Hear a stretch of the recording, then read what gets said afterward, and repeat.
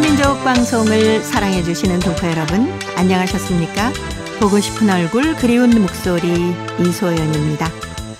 중국에서 유명한 간식 중 하나가 탕후루라고 하더라고요.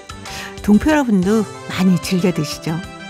이 탕후루는 산사나무 열매에다가 달콤한 물엿을 묻혀서 굳힌 뒤에 대나무 꼬챙이로 꿰은 중국의 전통 간식이라고 하더라고요. 요즘에는 그때 산사나무 열매뿐 아니라 다양한 과일을 이용해서 탕후루를 만들어 먹는다 그래요. 중국 전역에서 이 탕후루를 볼 수 있지만 특히 북경에서 아주 유명한 간식이라고 하더라고요. 극장이나 찻집이나 또 골목 곳곳에서 탕후루를 팔고 있다고 하는데, 달콤한 이 탕후루 먹으면 기분이 얼마나 좋아질까요? 이 탕후루처럼 우리네 삶도 아주 달콤하고 행복했으면 좋겠습니다. 조정민의 노래 첫 곡으로 준비했습니다. 달콤한 인생.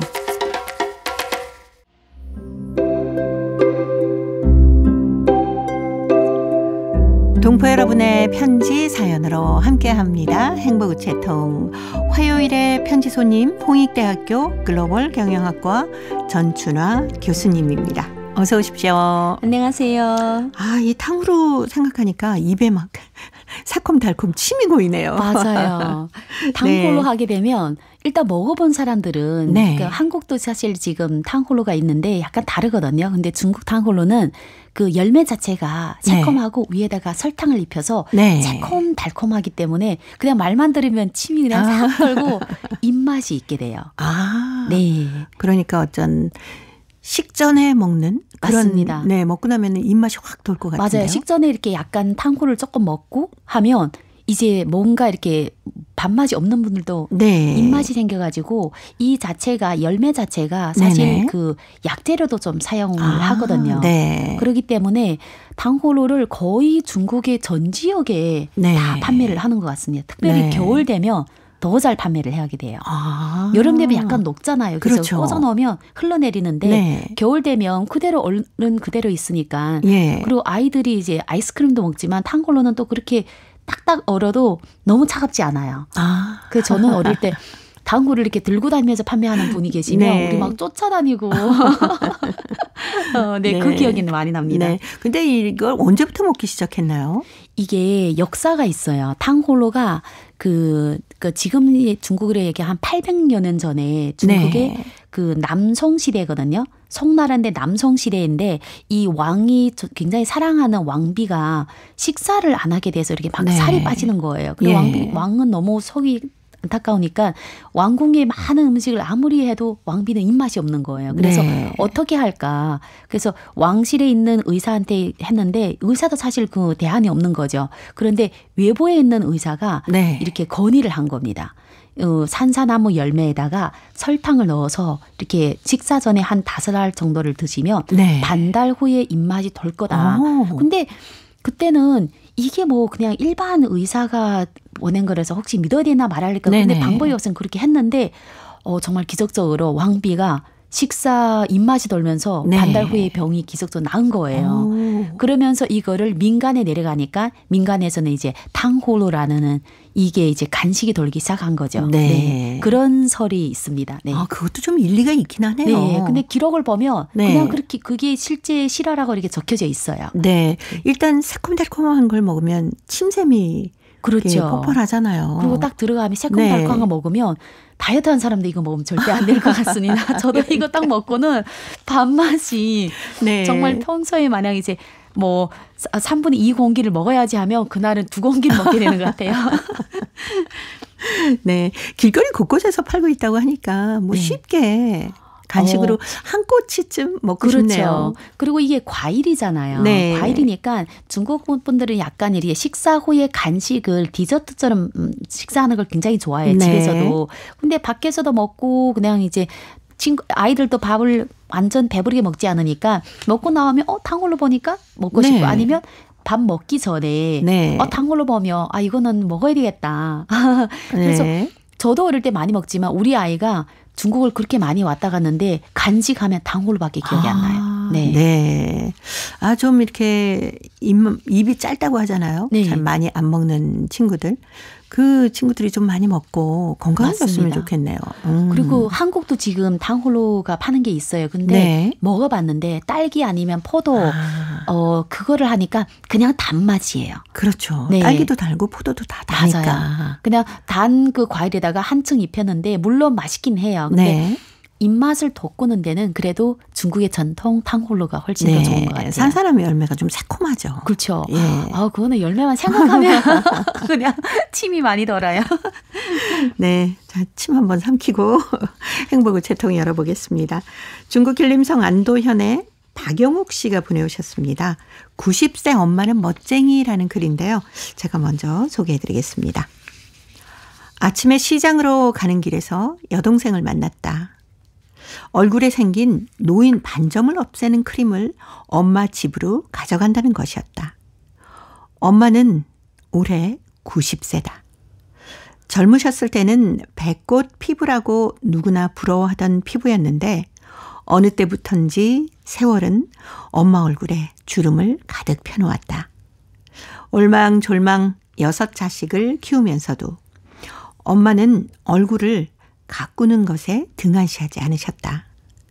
내가 어릴 때는 집이 너무 구차해서 쌀 살 돈도 없는데도 엄마는 늘 성냥가치를 불태워서는 눈썹을 그리곤 하셨다. 50대에 들어선 엄마는 코 옆에 생겨난 콩알만한 사마귀로 해서 인물을 흐린다면서 며칠간 노숟가락을 뜨겁게 달구어서는 그 사마귀를 지저댔는데 후에 정말 없어졌다. 농촌 마을에서 50년 살다가 자식들을 따라서 73세 때 명월진이란 도시로 이사를 오면서 엄마는 화장에 대한 연구가 깊어졌다. 밖에 나가실 때면 꼭 크림과 분을 살짝 바르셨다. 세월이 흘러 자식들이 커서야 엄마는 쉴 틈이 생겼다. 그러나 이미 연세가 든 엄마의 얼굴에 반점이 생기기 시작했고 주름도 얼기설기 생겨나기 시작했다. 엄마는 주름 제거 크림을 바르기 시작했는데 딸들이 소용없다고 해도 매일 바르셨다. 다 쓰고는 또 사고. 그러나 주름은 엄마 얼굴에서 떠나갈 줄 몰랐다. 내 눈가에 생겨난 이 기미를 없애는 약이 없다니? 그런 건 미용원에 가야 될 것 같아요. 그럼 미용원에 가서 알아봐라. 돈이 얼마나 드는지. 엄마 연세가 얼마인데 그런데 신경 써요? 그 돈이면 맛난 거나 사드세요. 아, 얘는 엄마가 아직도 젊게 살려는 욕망이 있는 게 우리에게 얼마나 큰 행복인 줄 알아? 아무런 생각도 없는 것이야말로 진짜 늙는 거야. 엄마는 90세지만 아직도 사유와 기억력이 웬간한 사람을 놀래운다. 자식들의 핸드폰 번호를 빠짐없이 다 기억하셨고 매사에서 일 처리가 무사람들을 놀라게 한다. 누구한테서 도움을 받으셨다면 꼭 보답하려 하고 자식들이 조금만 효성을 해도 잘 감동하신다. 엄마의 정성으로 돌 위에 꽃이 핀다. 90세지만 누구나 80으로 맞춘다. 아무리 화장을 해도 주름과 반점은 못 가리지만 얼굴 전체 피부가 다른 노인보다 환해서 우아함이 어느 정도 빗발친다. 이제는 석양이라고 주름 많은 얼굴에 구부러진 허리를 하고 살기보다 하루하루를 사랑하고 인생을 사랑하는 마음가짐으로 얼굴 가꿈에 열중하시는 엄마한테는 초현실적이 가미되었다. 그래서 엄마를 가장 아름다운 안광으로 재단하고 싶다. 나의 멋쟁이 엄마는 가장 아름다운 엄마다. 라고 보내오셨습니다. 아, 90세신데도 네. 아니 어떻게 전화번호를 다 외우셔서 보통 엄마는 네네, 아니죠. 네. 그러시죠. 그리고 또 그 여자로서 네. 아무리 어려워도 자기를 가꾸는 그 네네. 모습 자체가 어떻게 보면 돈을 흥청망청 쓰면서 가꾸는 거 아니라 자기 맞게 그거를 이제 포기하지 않고 계속 가꾸시잖아요. 그것만 봐도 그냥 보통 여자는 아닌 것 같아요. 네. 그래서 그리고 또 이게 나이 드신다 해서 그냥 난 나이 드시니까 먹었으니까 뭐 잊어먹는 거는 당연한 거다 이렇게 생각하지 않고 다 기억을 노력해서 기억하는 거 아닐까요? 네. 그리고 누군가에게 도움을 받았으면 꼭 갚아야 네. 하고 그러니까 자식들이 효성을 해주면 늘 감동해서 고맙다고 하시고 인생 네. 철학이 뚜렷하고 자기를 잘 가꾸면서 또 다른 사람한테도 어떻게 보면 본보기가 될 수 있는 그렇죠. 어머니잖아요. 네. 내가 되고 싶은 그런 사람이거든요. 그렇죠. 사실 연세가 90 정도 되신다 하시면 이거 뭐 이 나이에 얼굴에 크림을 바르냐 뭐 이렇게 하시기 쉽거든요. 그 나이 연세 아니래도 한 70 정도 돼도 뭔가를 좀 하면 내가 이거 발라서 언제 주름 펴고 그냥 이대로 살지 뭐 이런 분들도 꽤 있으세요. 맞습니다. 네. 예. 저는 오히려 나이 있으셔도 자기 나이를 잊어버리고 항상 다른 분들한테 뭐 남을 보여주기 위해서는 아니지만 그래도 자기 한 몸을 잘 가꾸는데 신경 쓰는 분들 그런 분들 보면 너무 멋있어요. 그렇죠. 그리고 거울을 바라보면서 그렇게 좀 잘 가꾸고 나면 본인이 행복하잖아요. 그렇죠. 그리고 또 이렇게 나가면 어떻게 보면 또 칭찬도 많이 받잖아요. 그렇죠. 그럼 다른 분들도 젊어 보이세요. 네, 다른 분도 나도 저렇게 살아야지. 네. 저는 이제 그 여자분들이 가꾸잖아요. 저 주위는 남자분들이 가꾸신 분들이 계세요. 80 넘었는데 그 노인점이 없거든요. 그래서 약간 얼굴에 그래서 거뭇거뭇하게 생기는. 너무 피부가 좋다 했더니 생기면 미용원에 가가지고 이거를 다 그 레이저를 지운답니다. 그러니까 자기는 그게 있는 게 본인도 거울 볼 때 싫지만 다른 사람들을 하고 대화할 때 나를 노인 취급하거나 아니면 안타깝게 생각하는 자체가 싫대요. 그래서 항상 반듯반듯하고 좀 이렇게 생기 있게 다른 분들한테 긍정적인 에너지를 주려고 노력을 하시더라고요. 네. 사실 그렇게 한다는 게 부지런해야 되지 않습니까? 엄청 부지런하시죠. 그리고 그 나이 들면 근육량이 떨어지면서 막 살이 처지고 힘이 없잖아요. 그거를 매일마다 헬스장 다니면서 가꾸는 분들도 계세요. 그렇죠. 그러니까 이게 어떻게 보면 그 정말 노력을 하면서 내가 늙어가는 걸 막는 거잖아요. 근데 이거 나를 위하는가 내 주위 분들 위하는 마음이 너무 존경스럽기도 하고. 그렇죠. 네, 저도 이제 늙어가는데. 교수님 그런 말씀하시면. 아니에요. 저는 그 분들 계속 만나니까 내 지금 나이가 늙었다는 게 아니라 내가 70 될 때, 내가 80 될 때, 내가 90 될 때를 생각하니까 내가 그때 과연 이분들처럼 이렇게 멋지게 살 수 있을까. 그걸 먼저 생각하게 되는 거예요. 저도 저보다 훨씬 연세가 있으신 분들이 깔끔하게 옷도 좀 깨끗하게 잘 차려입고 이렇게 맞습니다. 다니시는 거 보면 나도 저렇게 나이 들어가야 되는데 막 이런 생각이 문득문득 많이 들잖아요. 그렇죠. 그리고 그냥 뭐 할아버지 할머니 사실 85세 넘으면 할아버지 할머니처럼 보일 수 있는데 정말 꼿꼿하세요. 그리고 뒷모습 보면 정말 그 연세를 가늠할 수가 없죠. 알 수가 없어요. 몸매를 봤을 때는. 근데 이제 그리고 또 앞에 봐도 정말 이렇게 제가 볼 때는 75세와 85세 그렇게 차이가 별로 없는 것 같은데. 그러니까요. 잘 가꾸는 분들은 유지를 하는 것 같아요. 부지런하시기 때문에 얼굴을 가꾸는 것도 그렇지만 그 부지런함으로 몸도 건강해지시는 거 아니겠습니까? 그렇죠. 그리고 계속 누군가를 도와주려고 하다 보니까 그런 행사장에 계속 참여를 하게 되잖아요. 그러면 자기 스스로 자기를 관리를 많이 하시더라고요. 그렇죠. 다른 사람과 어울리기 위해서는 그래도 내가 좀 뭔가 도움을 줄 수 있는 그런 그 연령에 머물러야 되겠다라는 생각들을 하고 계시니까. 그래서 건강하신 분들 보면 본인 다 옆에 분들만 그 사람이 연세를 알고 놀라지 본인은 나이를 잊어버리세요. 그거 참 좋습니다.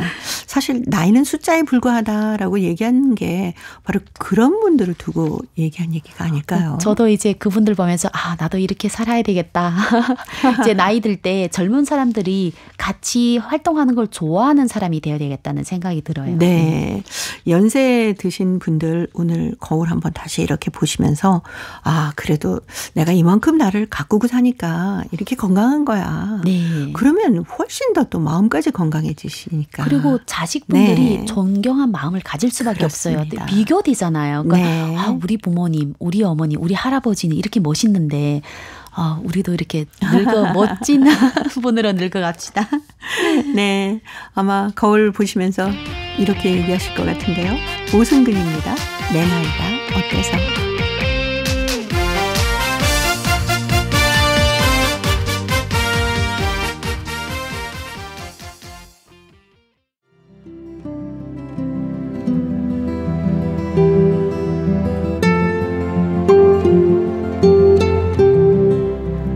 동포 여러분의 따뜻한 사연으로 아름다운 추억을 만들어 드립니다.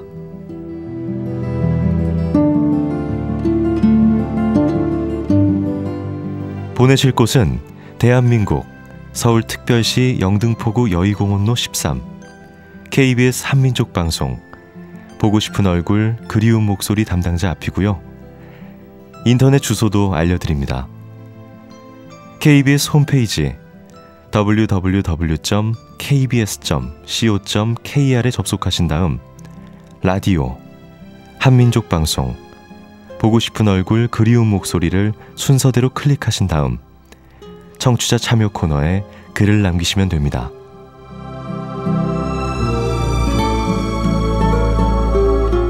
정다운 이야기와 아름다운 음악이 있는 보고 싶은 얼굴 그리운 목소리, 동포 여러분과 늘 함께하겠습니다. 화요일의 행복우체통 홍익대학교 글로벌 경영학과 전춘화 교수님과 함께하고 있습니다. 자, 오늘 두 번째 사연 중국 길림성 용정시 박수진 학생이 보내왔습니다. 경쟁이라는 글인데요. 전춘화 교수님이 소개합니다. 우리 삶은 경쟁을 벗어날 수 없고 경쟁은 우리 삶을 벗어날 수 없다. 뒤돌아보니 우리 삶은 참 고달픈 삶이더라. 어릴 때부터 우리는 알게 모르게 경쟁을 배우며 자라왔다. 유치원에서, 초학교에서, 그리고 지금이 중학교에서 우리는 매일 경쟁을 하며 살아가고 있다. 시간 발언, 임무 완성도 모두 일종의 경쟁이다. 그중 제일 큰 경쟁은 시험이라고 말할 수 있다. 모든 학생들에게 시험이라는 과제를 주어 성적이라는 명분으로 경쟁하게 만든다. 어제의 친구가 오늘이 적으로 되는 것, 그게 바로 경쟁이다. 서로를 위하는 마음이 먼저였고 둘도 없이 친한 친구를 시험장에서 만나는 것만큼 더 최악은 없을 것이다. 서로가 잘 되기를 바라지만 또 나보다 잘하면 어쩌지 하는 생각이 한데 뒤섞여 알 수 없는 기분으로 된다. 또 실수를 했다는 말에 내심 기뻐하게 되는 비겁한 마음까지 온갖 생각이 머릿속을 배회한다. 경쟁은 사람을 잔인하게 만든다. 경쟁이 끝나면 어김없이 손에 쥐어지는 종이 한 장, 규칙 없이 배열된 숫자들의 사람들은 울고 웃는다. 높은 숫자를 얻은 사람들의 얼굴에는 웃음꽃이 활짝, 그 반대는 금방이라도 울 것만 같다. 늘 조마조마 두근거리는 마음으로 숫자를 확인하고 안도의 한숨을 내쉰다. 그래도 아직까지는 10등 아니라서 다행이야. 뭐가 그리도 다행인 건지 그러다 문득 훗날 10등 안에서는 물론이고 20등 안에서까지 내 이름을 찾지 못하면 어쩌지 하는 불안감에 휩싸인다. 그리고는 다른 아이들보다 잘하면 된다며 다시 마음을 추스린다. 경쟁은 사람을 한없이 비겁하게 만든다. 경쟁에서 살아남는 사람은 2명이 될 수 없다. 오직 1명만이 승자로 될 수 있다. 노력이라는 날개를 달아 수많은 사람들을 딛고 정상에 올라선다면 기쁘고 행복할 것이다. 발밑으로 보이는 세상이 전부 내 것인 것처럼 느껴지기도 할 것이다. 하지만 그 아름다운 경치를 혼자 바라볼 수밖에 없어 조금은 외로울 것 같다. 경쟁은 홀로 싸울 수밖에 없어 늘 외롭다. 경쟁을 벗어날 수 없는 삶이라서 우리는 삶은 고달프다. 오늘도 경쟁 때문에 지치고 힘든 우리에게 박수를 보낸다. 네, 박수진 학생이 보내온 경쟁이었습니다. 하긴 뭐 저희들도 요맘때 학교 다닐 때 진짜 시험이 없었으면 막 이랬던 기억이 나요. 그렇죠. 제일 고민이 시험, 성적, 등수 뭐 그런 거 아니었습니까? 학교 다닐 때는 네. 시험 성적이 내가 이 학생 사회에서 서열이었습니다. 네. 그리고 그러니까요. 학부모까지 뭘 하는 상관없이 일단 학생 성적에 네. 따라서 앉잖아요.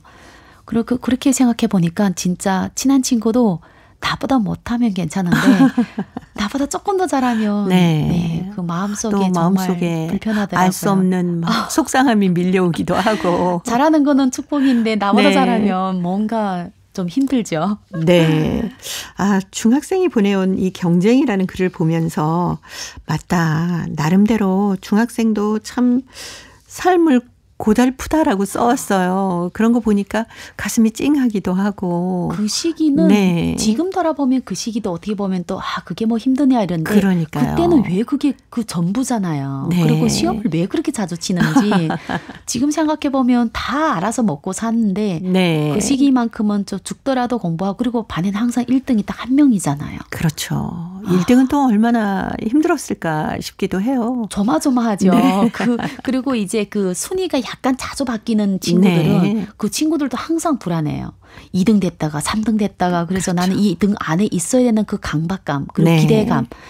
저는 지금 그 학교 생활을 이렇게 생각하니까 정말 그때는 정말 지옥인 것 같아요. 물론 열심히 공부했지만 네. 매번 성적 나오기 전에 정말 그 두근거림. 네, 네. 맞습니다. 그 옆에는 잘 쳤을 거야. 그러면서 나는 이제 네. 너무 걱정되는 거예요. 근데 옆에 있는 친구가 나 이번 시험에 실수한 것 같아. 그러면 이게 좀 미안한 말이지만 그랬니? 뭐 이러면서. 네. 근데 또 어떤 애들은 항상 그렇게 네. 얘기하는데 점수가 잘 나오는 애들이 있어요. 그러니까요. 매 시험 볼 때마다 보면은 나 어젯밤에 그냥 잤어. 나 공부 맞아요. 못했어. 막 이러는 친구 있었지 않습니까? 그리고 또 이제 나는 집에 가면 공부 안 해 이런데 집에 가서 얼마나 열심히 하는지. 네. 뭐 그렇다고 학교를 졸업하고 나서도 뭐 대학교 가서도 대학교를 졸업하고 나서도 사회에 나와서도 모두가 사실 경쟁이지 않습니까? 그렇죠. 왜냐하면 평가를 받는 자리는 항상 경쟁이 있기 마련인 것 같습니다. 그런데 이제 점수를 지금도 마찬가지예요. 저희들 일을 할 때 이 사람이 일을 잘하고 이 사람이 약간 부족하고 그런 게 있기 때문에 네. 경쟁은 어떻게 보면 항상 그 인생에 같이 동반되어 있는 것 같습니다. 그래서 경쟁을 선의 경쟁으로 네. 그냥 받아들여야 되지 않을까 하는 그렇죠. 생각이 드네요. 네. 만약에 경쟁이 없다면 발전도 그만큼 없을 것 같아요. 맞아요. 뭐 누가 1등을 하든지 누가 뭐 꼴찌를 하든지 뭐 이렇게 생각하는 것보다는 그래 뭔가 내 발전을 위해서 이렇게 열심히 네. 하는 거니까 경쟁도 그래 좋은 거야. 라고 마음먹기에 따라서. 맞아요. 그래서 네. 학교도 보면 공부를 열심히 하는 애들이 모이는 곳은 점점 더 열심히 좋은 결과가 나오잖아요. 근데 네. 다 포기하고 잘하든 못하든 나는 그냥 이러면 전반 분위기 자체가 그냥 잘하는 친구가 오히려 이상한 친구 되는 거잖아요. 그래서 어떻게 보면 경쟁도 필요한 것 같습니다. 네. 그래서 교수님께서는 이 대학교 다니는 지금 학생들에게 이 경쟁하는 그런 모습이 보이잖아요. 이럴 때 네. 어떤 얘기를 해 주세요? 저는 사실 그 반에 딱 들어오면 그 학습 태도와 그 공부하는 스타일을 보면 벌써 이렇게 딱 서열이 잡혀집니다. 그렇죠. 그래서 눈이 얼마나 반짝반짝하느냐. 네, 맞아요. 그래서 그냥 친구들에게 네가 이번 학기에 이 수업에서 원하는 것만큼 자기가 원하는 만큼 자기랑 경쟁해라고 얘기를 하거든요. 네. 물론 이게 들을 때는 되게 이상하게 보이지만 결국은 자기랑 경쟁하는 그렇죠. 겁니다.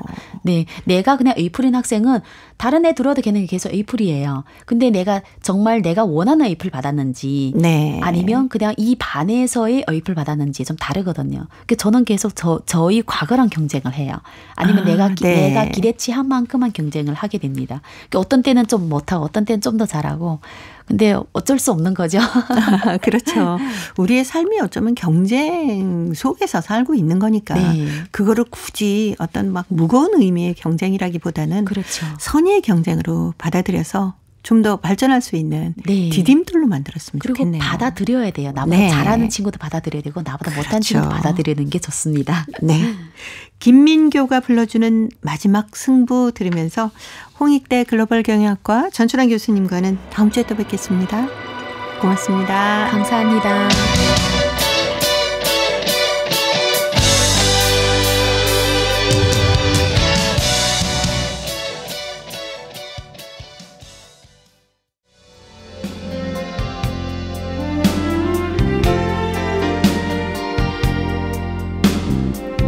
KBS 한민족 방송은 7천만 온결어의 꿈을 담습니다. 지구촌 곳곳으로 뻗어나간 한민족의 중심 채널 KBS 한민족 방송은 더 나은 미래를 위한 초석이 되고자 합니다. 여기는 대한민국 서울에서 보내드리는 KBS 한민족 방송입니다. KBS 한민족 방송 보고 싶은 얼굴 그리운 목소리 듣고 계십니다. 자, 이제 동포 통신원들과 전화를 연결해서 여러분 계신 곳에 새로운 소식을 전해드립니다. 통신원 리포트인데요. 오늘은 중앙아시아, 카자흐스탄 그리고 러시아 사할린 지역의 소식 준비했습니다. 먼저 카자흐스탄의 김상욱 통신원 만나보겠습니다. 김상욱 통신원 안녕하셨습니까? 예, 안녕하세요. 네, 반갑습니다. 예, 반갑습니다. 이 한국문화원의 봄학기 한국어 문화 강좌가 개강을 했다면서요? 예, 지난 30일 봄학기 한국어 문화 강좌들이 1대1로 시작됐습니다. 이번 강좌는 5월 19일까지 총 16주간 진행이 되는데요. 한국어 강좌의 경우에는 세종 한국어 초급 중급 그리고 이제 한국어 능력 시험 토픽이라고 하죠. 토픽, 네. 초급 중급 이렇게 모두 총 16개 반이 이제 개설되고요. 특히 이번 봄학기에는요. 그 한국어 능력 시험 그 토픽에 대한 수요가 아주 많습니다. 그래서 네. 특별반을 개설을 했고요. 이번 이제 봄학기 강좌 수강 신청 과정에서 조금 특이했던 거는 이제 막 한국어에 관심을 갖기 시작하는 그런 이제 수강생 수가 늘어난 것을 확인을 할 수 있었습니다. 그래서 그 기초과정이 원래 한 6개 반만 개설할 예정이었는데요. 2개 반을 추가로 개설했습니다. 네. 그리고 또 카자흐스탄에는 이 사할린 향후회가 있지 않습니까? 이 사할린 향후회가 네. 1세대하고 저소득층 회원 돕기를 이어왔다는 참 흐뭇한 소식이 있네요. 네, 카자흐스탄에 사는 사할린 동포들의 모임인 사할린 향후회가 사할린에서 온 1세대들과 그리고 또 경제적으로 어려움을 겪고 있는 회원들을 조용히 지원해 온 것으로 알려졌습니다. 이화섭 사할린 향후회 회장은요, 최근에 열린 사할린 향후회 설맞이 행사에서 지난 2년 동안의 향후회 사업에 대해서 보고를 했습니다. 이 보고 과정에서 단체의 모금으로 형편이 어려운 회원들과 또 중병을 앓고 있는 환자들에게 지원금을 주었고 사할린 2세대 원로들에게 선물도 전달했다고 밝혔습니다. 또한 이번 코로나 대유행으로 인해서 회원 중에서 3분이 세상을 떠났다라고 말했고요. 또 지난 2년 동안 회원들 간 친목을 도모할 수 있는 야외 소풍을 한 번도 못 갔지만 올해는 꼭 가겠다고 이렇게 덧붙였습니다. 네. 이화숙 회장은요, 향후회가 소속된 알마티 고려민족중앙회의 최근 동향을 또 회원들에게 알렸습니다. 그러면서 신안드레이 회장이 창의력과 추진력이 뛰어나고 또 동포사회를 위해서 헌신할 의지가 아주 충분한 사람이다라고 신인 신안드레이 회장을 소개를 했습니다. 이날 회원들은요, 각자 준비한 새 선물을 나누기도 했고요. 그리고 또 여흥의 시간을 가졌는데요. 이 여흥의 시간에서 이제 권금석 회원이 부른 칠갑산 그리고 유건진 회원이 부른 가지 말라고는 이 모임 우리 향후에 모든 회원들이 아주 큰 박수를 받았습니다. 네. 작년 11월에 그 알마티에서 열렸던 KBS 한민족 체험수기 시상식 때도 이 사할린 향후회 분들이 많이 참석해 주셨던 기억이 납니다. 이렇게 보이지 않게 또 따뜻한 나눔을 하고 계시다고 하니까요. 소식을 듣는 모든 분들에게도 정말 큰 박수를 보내드려야겠구나 하는 생각이 드네요. 자, 오늘 카자흐스탄 소식 여기까지 듣겠습니다. 소식 잘 들었습니다. 네, 감사합니다. 네, 고맙습니다. 카자흐스탄의 김상욱 통신원이었습니다. 자, 이제 러시아 사할린으로 가보겠습니다. 배순신 통신원 만나볼까요? 배순신 통신원 안녕하셨습니까? 안녕하세요. 반갑습니다. 네, 반갑습니다. 자, 오늘은 조금 시간이 지났지만은 설 관련 소식을 전해주신다고요? 네. 지난 4일 윤사할린시 한인문화센터에서 에트너스 아동예술학교 한민족예술과의 주최하에 음력설 기념 행사가 펼쳐졌는데요. 이번 행사는 한민족예술과에서 학생들과 학부모들을 위한 자리로 준비했는데 실내는 조부모 이외 많은 손님들로 가득 차 있었습니다. 이날 모두가 즐거움에 빠졌습니다. 꼬마들은 팀별 게임을 하고 학교 학생들은 미스 또는 미스터 음력설 2023년 경영대회의 참가자들을 응원했습니다.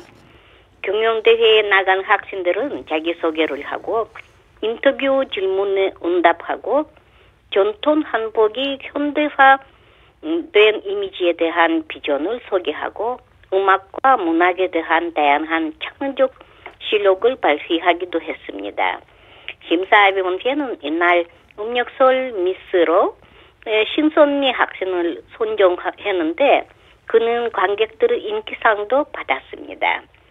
아라온 유진과 까르니엔카 알렉세이는 이날 이 콩쿠르에서 2등을 하였습니다. 네, 자 오늘 사할린 소식 여기까지 듣겠습니다. 소식 잘 들었습니다. 네, 감사합니다. 네, 고맙습니다. 사할린의 배순신 통신원이었습니다. 사할린 유즈노 사할린스크시 한인문화센터에서 에트노스 아동예술학교 한민족예술과 주최로 음력설 기념 행사가 열렸다고 하네요. 많은 분들이 자리를 가득 채웠다고 하는데요. 어린이들은 팀별 게임도 하고요. 또 특별히 이날 미스 앤 미스터 음력설 2023 경연대회도 있었다고 합니다. 학생들이 자기소개도 하고 인터뷰 질문에 응답도 하고요. 전통 한복이 현대화된 이미지에 대한 비전도 소개하고 음악과 문학에 대한 다양한 창의력 실력을 발휘했다고 합니다. 이날 심사에서 음력설의 미스로 신선미 학생이 뽑혔는데요. 관객들의 인기상까지도 받았다고 하네요. 그리고 아라온 유진, 코르니엔코 아르세니가 콩쿨의 2등을 차지했다고 합니다. 자, 이제 퀴즈를 통해서 대한민국의 역사와 문화까지 배울 수 있는 퀴즈 한마당 이어드립니다.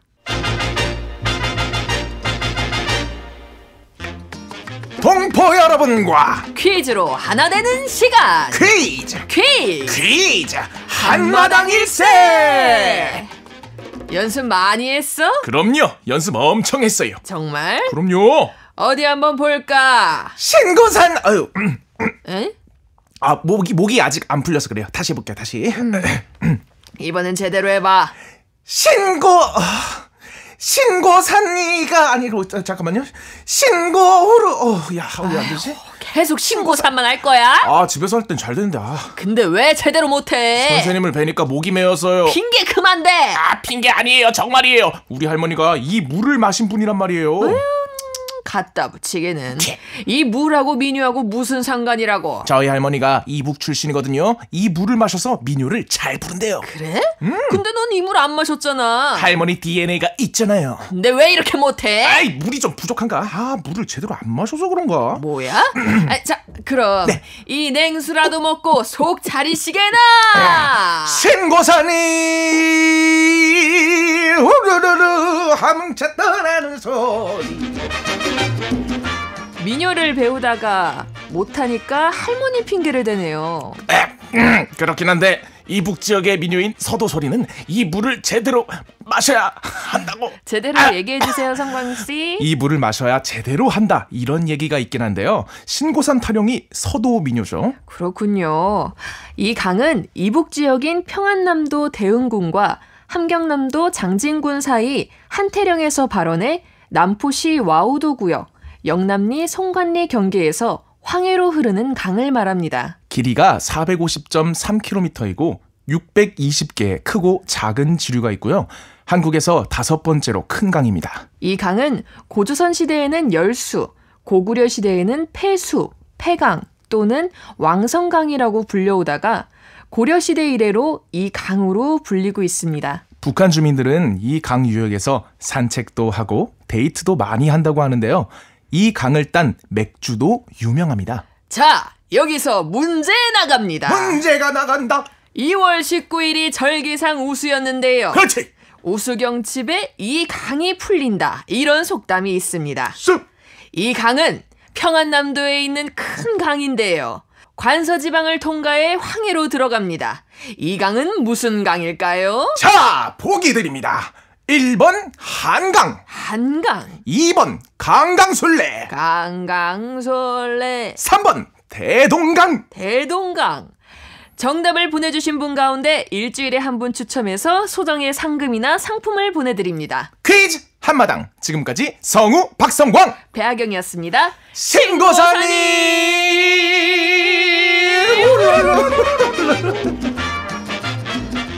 지난 19일이 절기상 우수였습니다. 우수 경칩이면은 땡땡땡 물도 풀린다. 이런 속담이 있죠.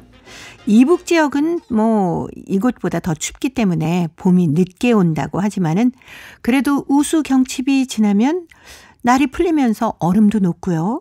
봄 기운이 느껴진다라는 뜻입니다. 아무리 겨울이 추워도 봄은 오게 마련 아닙니까? 동포 여러분 계신 곳에도 봄 기운이 느껴질 것 같아요. 동포 여러분의 봄은 어디쯤 와 있을까요? 여러분의 봄 소식과 봄에 대한 추억도 행복우체 통해 보내주세요. 정답은 찾으셨을 겁니다. KBS 홈페이지에 접속하신 다음에 라디오, 한민족 방송, 보고 싶은 얼굴 그리운 목소리를 순서대로 누르시면은 청취자 참여란이 있습니다. 여기에 정답도 적어주시고 행복우체 통해 사연도 보내주세요. 그리고 KBS 콩으로 정답을 보내주실 때는 잊지 마시고요. 연락처를 꼭 남겨주시기 바랍니다. 여러분의 많은 참여 기다리겠습니다. 고려인들의 역사를 재조명하고 그들의 삶의 애환을 살펴보는 고려인 이야기. 사단법인 고려인 마을 역사유물전시관 김병학 관장님 전화로 만나보겠습니다. 관장님 안녕하셨습니까? 네, 안녕하십니까? 네, 요즘에 저희가 고려인들의 집단 농장 코로제에 대해서 살펴보고 있습니다.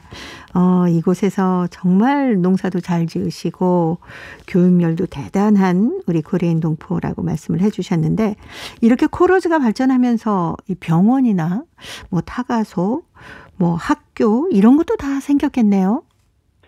네, 이게 어찌 보면 고려인이 어떻게 선구적으로 시작을 한 건데요. 네. 이게 이제 가장 대표적인 게 북극성 고로즈라고 합니다. 이제 북극성 고로즈라고 거기 이제 소련에서는 극성이라고 불렀습니다. 이제 근데 우리말로 번역하다면 북극성인데 예. 거기에 이제 김병화라는 아주 걸출한 인물이 그 지도자가 있었는데 이분은 연해주에서 항일운동에도 참전을 했고 또 소련군 그 대위로까지 복무를 했었는데 예. 간제이주 때 그 모함을 받아서 이제 차별을 받고 나중에 거기서 쫓겨나서 우즈베키스탄으로 들어오게 되죠. 그런데 네. 들어와가지고 고로제를 건설해가지고 굉장히 그분은 유능한 분이어서 그분은 원래 군인이었기 때문에 조직력이 뛰어났던 것 같아요. 네. 그래가지고 극성 고로제를 30년대 말에 조직을 해가지고 거기에서 자체적으로 더구나 전쟁이 끝나지 않은 시기에 다른 데는 엄두도 못 내는데 자체적으로 산업 생산성을 높이고 경제적으로 여유가 생기니까 거기에 학교도 만들고 병원도 만들고 타가소도 만들고 아주 모범적으로 운영을 해가지고 네. 나중에 다른 이 코로즈들도 그걸 본받아가지고 그 자체 내 학교도 운영을 하고 타가소, 병원, 또 어떤 공연단 이런 것들을 많이 만들어가지고 이렇게 운영을 하게 됩니다. 예. 그래서 거기 어떻게 보면 조그마한 어떤 자치기관이라고 할 수 있을까요? 그렇게까지 성장을 했던 거죠. 네. 아니 공연단은 어떻게 만들었을까요? 이제 거기에 그 소련에는 소인 공연단이라는 게 있습니다. 소인 공연단이라는 게 우리말로 번역하면 아마추어 공연단쯤 되는데 네. 소련에서는 제가 언젠가 제가 이 인터뷰에서 말씀드린 것도 같은데 굉장히 선전선동의 네. 수단으로서 어떤 가무를 중시했다고 하죠. 그렇지만은 다른 면으로는 소련에서 어떤 표현예술, 어떤 연극이나 가무 이 공연 자체를 즐기고 이걸 장려를 했습니다. 이건 순수하게도요. 그러다 보니까 연해주에서도 고려인들이 어떤 마을 단위로 그런 공연단이 많이 발전을 했는데 네. 강제주 이후에는 이런 마을이 없어지니까 코러즈 단위로 이렇게 운영을 했던 거죠. 그래서 그 안에 여러 가지 그 아마추어 형태의 극단도 만들어지고 가무단도 만들어지고 그러면서 많은 이 고려인들의 어떤 모국어와 모국 문화를 이렇게 발전시키는 매개체가 됐었습니다. 예. 뭐 물론 선전선동도 됐겠습니다만은 아무래도 우리 동포들을 위한 어떤 위로와 격려 이런 공연이 아니었을까 싶은데 어떤 공연을 했을까요? 그 당시에 물론 선전선동이라고 해서 소비에트 체제이기 때문에 의무적으로 소련 체제를 찬양하는 그런 것들을 이렇게 반드시 하게 됩니다. 그런데 네. 이것은 의무적으로 해야 됐기 때문에 그렇게 됐고요. 그 외에는 우리의 그 전통적인 어떤 민요 네. 또는 잡가 또 그리고 신민요 또 고려인들에서 창작한 어떤 노동요나 어떤 서정적인 노래들을 즐겨 불렀고 또 가무는 우리 전통춤인 우리의 뭐 한산춤, 칼춤 뭐 이런 무용들을 다 즐겼고요. 또 네. 부유한 고로즈는 특히 이제 북극성 고로즈 같은 경우는 그 안에 극단까지 만들어가지고 네. 당시 고려의 모국어 극장인 그 고려극장에서 공연했던 어떤 연극들 예를 들어서 우리 심청전이나 춘향전 또 장한몽 이런 연극들을 또 거기 배우들이 또 익혀가지고 그쪽에 그 코러즈 회원들을 불러놓고 이런 공연도 정기적으로 할 정도로 굉장히 나름대로 이 고려인의 어떤 문화도 이렇게 발전을 시켰던 것입니다. 예. 고려인 3세대나 4세대 중에는 코로즈에서 태어나서 뭐 교육받고 잘하시는 분도 꽤 많으시겠어요? 사실 대부분이 그렇죠. 네. 지금 소련이 해체된 시기 이제 91년, 30년이니까 그 이전에 태어난 분들은 물론 이제 도시에 태어난 분들도 좀 있지만은 50대 이상들은 아마 대부분이 상당수가 옛날에 농촌에서 고려인 코로즈에서 거기서 태어났죠. 네. 거기서 태어나서 교육받고 자라고 네. 나중에 이제 그 대학 같은 거 다닐 때는 시골 농촌에 그 코로즈에는 대학이 없으니까 네. 이제 도시로 나와가지고 정착을 하게 되고 이런 유로 이렇게 많이 나갔죠. 예. 그래서 당시에 그 고려인 코로즈에서 노력 영웅들이 많이 배출됐다고 하는데 그분의 한 분이 바로 김병화 씨가 아닐까 싶어요. 예, 뭐 제 이름하고 좀 비슷해서 저도 깜짝 놀랐습니다만은 네. 김병화 이분은 1948년에 네. 이미 소비에트 사회주의 노력 영웅이 되거든요. 이제 노력 영웅이란 게 노동 영웅인데 네.